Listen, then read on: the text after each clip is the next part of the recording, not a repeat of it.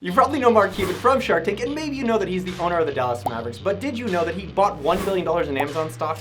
In this video, I'm going to be looking at exactly how Mark Cuban makes over $1 billion from all of his business ventures. Let's dive in. On January 4, 2000, Cuban purchased a majority stake of the NBA Dallas Mavericks for $285 million. The Mavericks only won 40% of their games and had a horrible playoff record of 21-32. And in the 10 years from when he bought the team won over 69% of their regular season games, reached the playoffs in 9 of those 10 years. According to Forbes, and this is wild, the annual estimated revenue of the Dallas Mavs is over $307 million a year. But the operating income, this is the profit that they're taking after wages of the players, cost of good, popcorn, whatever it is $105 million. But the real money in the NBA and a lot of pro sports team is not actually the cash flow, the appreciation. Cuban paid $280 million for the team in 2000, and today, based on Forbes estimates alone, it is at $2.4 billion is what the Dallas Mavericks are worth. So let's do some math to actually see how much he's making from owning a basketball team. You're gonna take the $2.4 billion that the team is worth, minus the $280 million that he put in over 20 years. That looks to be around $106 million a year just from the appreciation of owning the team. That's wild. So let's do a total from the capital appreciation, which is the $106 million, plus the operating income of around $105 million.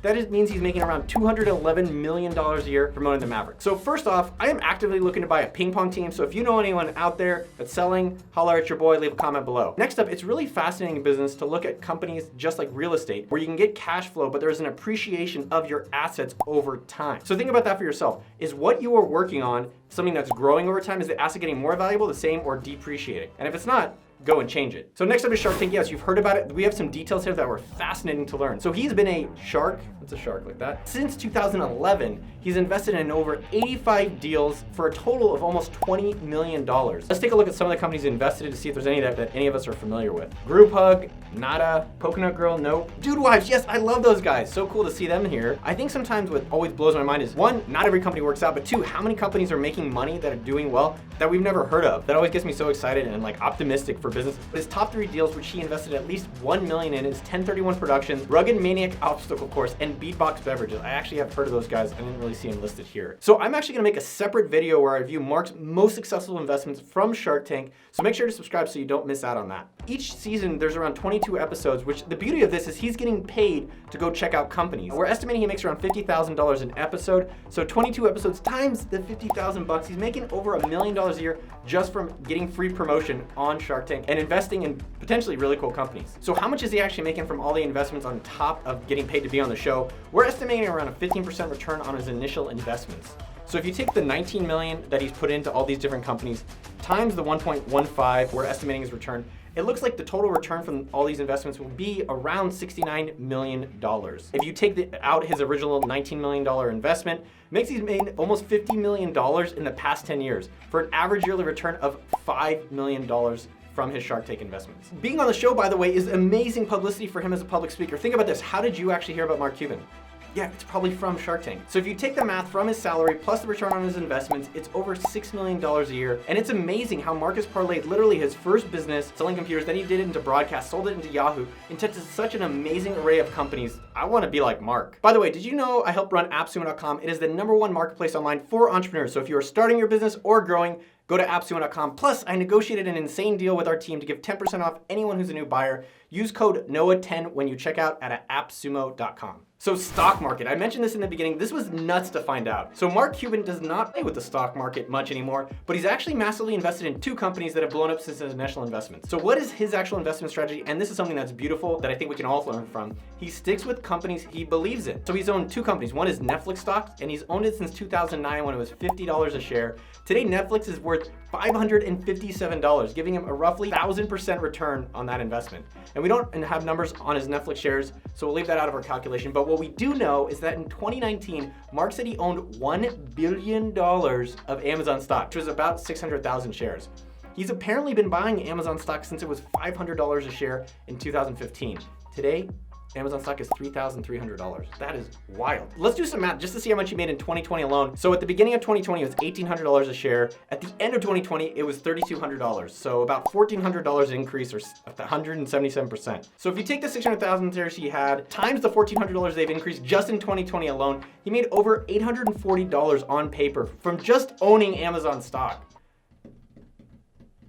I think I made like $40. What is my thought on this? One, I suck at investing. I don't know if you're a Blockbuster, AMC, GameStop investor, but you've probably heard me say that I'm not the best. I'm likely the only guy who bought Blockbuster shares. Yeah, go figure. I wish Wall Street Bets was around. But anyways, I've subsequently only invested in companies I personally use and can see being around for at least 10 years. And so for me, I think the beauty of Mark is he's doing a lot of really wild investments with the angel investing, because those are either gonna be home runs or they're gonna be total flops. And I love with the public stock market, he's doing consolidation. He's like, here's two companies I like, I'm just gonna really focus on them. I think there's a lot to learn from that. So next up is 2929 Entertainment. This is co-founded by him and Todd Wagner, who he started Broadcast.com with before they sold it to Yahoo.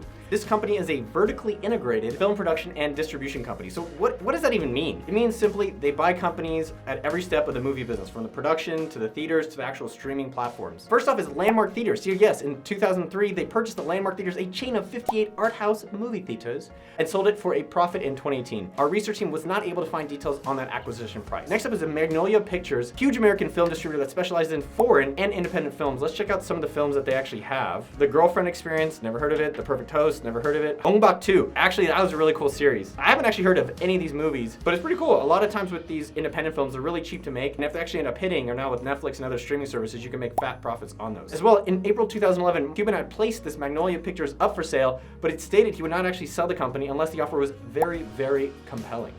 It hasn't sold yet. Next up is AXS TV. It's formerly HDNet. This is all part of the 2929 Entertainment. It's a television channel devoted primarily to live music programming, entertainment, and combat sports. It's the first high-definition satellite television network, and it's available to over 50 million households in the US of A. Yes, a lot of people still watch TV. Fun fact that they actually own the rights to Sex in the City. Honestly, I watched all of it while drinking a lot of Heineken.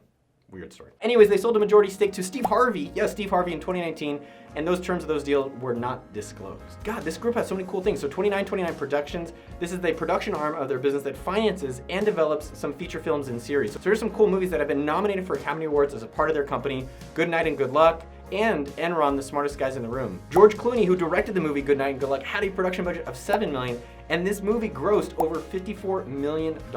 From Zoom Info, we were able to find that the annual revenue of all these different properties, just the revenue, not the profit, was around $16 million.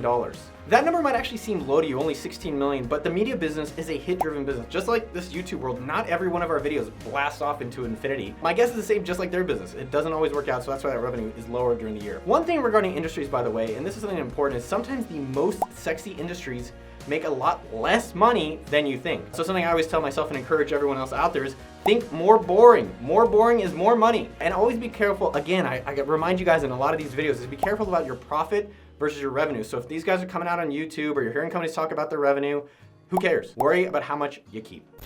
This month, by the way, I'm giving away a company to a subscriber. It could be you. So if you want a legit company for free, make sure you subscribe to the channel with notifications on. By the way, he also does angel investing on top of his SharkTank investments. He invests aggressively in tech startups. I'm gonna tell you a quick personal story. I know two guys who came to meet me when I worked at Facebook. They had weird ass hair, very nice kids. They were the founders of Box.com, which is now a public company. And what I believe they told me back in the day was that they cold emailed Mark. He was one of the first people they emailed. They pitched him via email. He didn't do any diligence and agreed to be one of the earliest investors, and that's now a multi-billion-dollar company. So Mark has surprisingly done over 343 investments in the years, and he's had over 77 exits. That's a really impressive track record.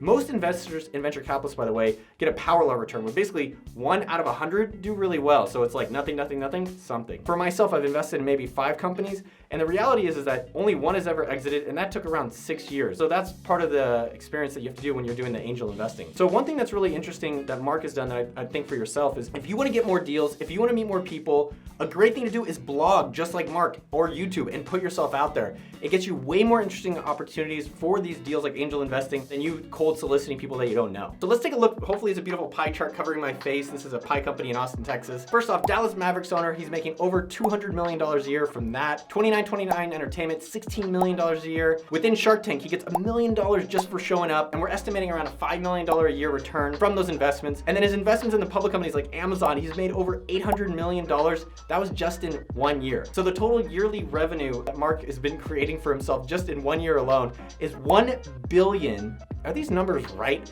This is unbelievable. $1,275,100,000. That last 100,000 is the hardest. Quick disclaimer, by the way, this is revenue, not profit, and in things like his Mavericks ownership plus his Amazon stock are asset gains. He hasn't actually collected those monies yet. He hasn't sold them. So one giant ass lesson from Mark: do not try to go make a quick buck. I know maybe you saw a YouTube ad that showed up and selling you a course, or some guy that says you can get rich over here, but really go for the long-term billions. So Mark is doing amazingly well. I have no feedback for him, but one suggestion of one thing he's not doing that I think could be really valuable for him is double down on YouTube. I know, right? You're on YouTube. He's got Shark Tank, he's got a blog, he does some Twitter. You see him sometimes get showcased with other channels, but I think he can have a huge long-term brand upside from being on the YouTube platform. Holy smokes, Mark is making a lot of moolah, and it might sound out of reach if you are just getting started on your entrepreneurial journey.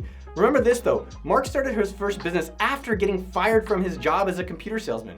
Make sure to watch part 2 of this series where I go over the rise of Mark Cuban from a 12-year-old selling trash bags to him making his first billion by the age of 42. When the video's up, it will be linked up here in the top right. And if it's not up yet, make sure to subscribe and hit that notification bell so you don't miss it when it comes out in the next week or so. By the way, leave in the comments someone else you want us to figure out how they're making so much money so that you can get inspired to copy them on your own entrepreneurial journey. I love you, and I'll see you out there. Pew, pew.